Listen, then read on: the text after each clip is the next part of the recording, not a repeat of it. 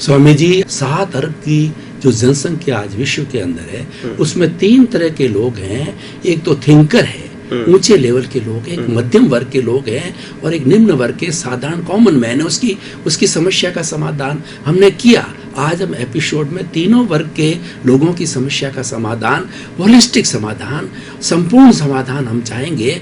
अब मैं जो प्रथम वर्ग है, जो थिंकर है, जैसे मैं भी एक थिंकर हूँ, मैं स्वयं पे ये जानना चाहता हूँ कि मैं जो किस तरीके से 24 घंटे जो है, जो एक ऐसा सूत्र ले लूं जिसके अंदर 24 आवर्स जागृति के अंदर रहूं, अनुभव में रहूं, क्योंकि आपके पास अनुभव का खजाना है। हम वो लेना चाहते हैं और हमारे दर्शक श्रोतागण को बताना चाहते हैं। तो स्वामी जी कृपा करके बताइए कि जो उच्च वर्ग के लोग हैं, जो थिंकर्स है, शिक्षित है, वो कुछ अपने जीवन में पाना चाहते हैं, हायर लेवल का नॉलेज पाना चाहते हैं, तो आप उसके लिए कृपया दृष्टि खुली कीजिए, आपका अनुभव दीजिए, जैसे मैं स्वयं हूँ, किस तरीके से वो इसको प्राप्त करें।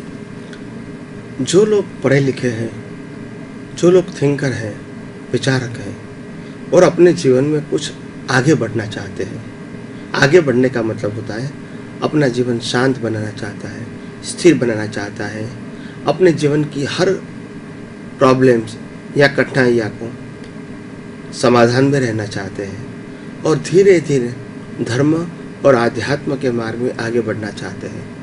ऐसे लोगों के लिए मेरी खास राय है कि वो अपने जीवन में जब भी समय मिले अपनी प्रकृति से अलग रहने की कोशिश करें, उनकी असरों से अलग रहने की कोशिश करें। जैसे मैं शरीर हूँ, ये व्यवहार सत्य है, उसमें मैं मना नहीं करता हूँ, मगर मैं आत्मा हूँ, वो भी सनातन सत्य है, क्योंकि शरीर वो टेम्पररी है और आत्मा परमानेंट है और बिना आत्मा शरीर का अस्तित्व नहीं होता है। तो इसीलिए शरीर और आत्मा दोनों चीज़ है। तो शरीर की सब अवस्थाएं विनाशी है, आती है और चली जाती है। उसमें 3 प्रकार की अवस्था है, मन की अवस्था, भाषा की अवस्था और क्रिया की अवस्था। उसमें जो मन की अवस्था है तो बार बार हमारे मन में अच्छे बुरे विचार आते हैं, हमारे चित्त के अंदर अच्छे बुरे पिक्चर दिखते हैं, हमारी जबान बार बार एबनॉर्मल हो जाती है, फिसल जाती है, हमारी क्रिया न करना चाहिए वो भी हम करते हैं अपने जीवन में, फिर बाद में पश्चाताप भी होता है। तो मैं ये कहना चाहता हूँ, इसी प्रकार की कमजोरी से हम डिस्टर्ब हो जाते हैं, क्योंकि हम जुड़ जाते हैं मन से, वाणी से और काया की क्रिया से जुड़ जाते हैं, इसीलिए उनकी इफेक्ट वो हमारी इफेक्ट हो जाती है, हालांकि हम अलग हैं उनसे। तो उनको जब भी समय मिले जीवन में, दिन के अंदर 5 मिनट, 10 मिनट, 15 मिनट अपने मन से शरीर को स्थिर कर दो, जबान बंद कर दो और मन से और चित्त से अलग रहने का प्रयास करो, क्योंकि हम अलग हैं।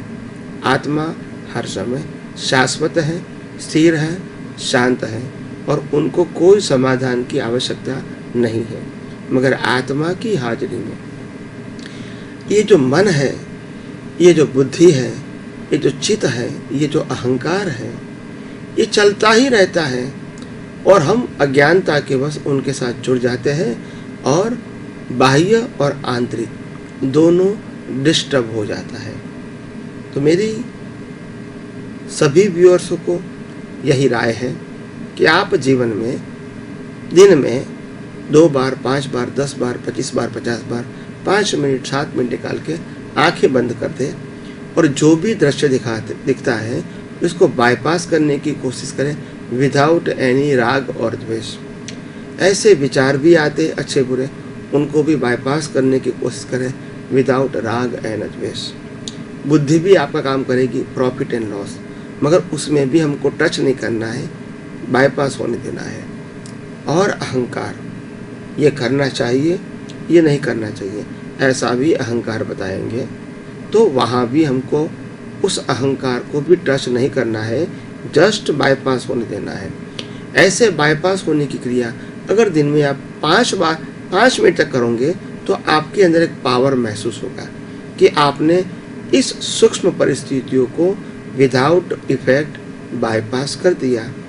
धीरे धीरे दिन में ये प्रयोग 1 बार करो, 2 बार करो, 5 बार करो, 10 बार करो, 25 बार करो।